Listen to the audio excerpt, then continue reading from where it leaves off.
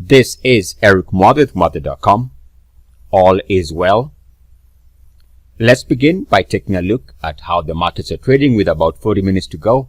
We're going to begin this weekend's market analysis by taking a look at the S&P 500 weekly, and in fact we're going to be spending a lot of time on weekly charts based on what I see. So let's begin here. S&P 500. One thing we can see here, we are coming close to an all-time intraday high.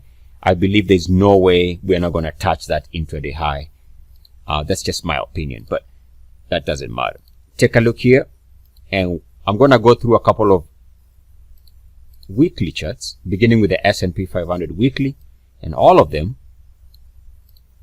And this is actually something we've been noticing over the last couple of weeks. All of them are coming to an area of potential weekly resistance. So this to me is the challenge as far as where the market is going to go in the coming weeks. Market needs to stay above this line. Otherwise, this line becomes resistance.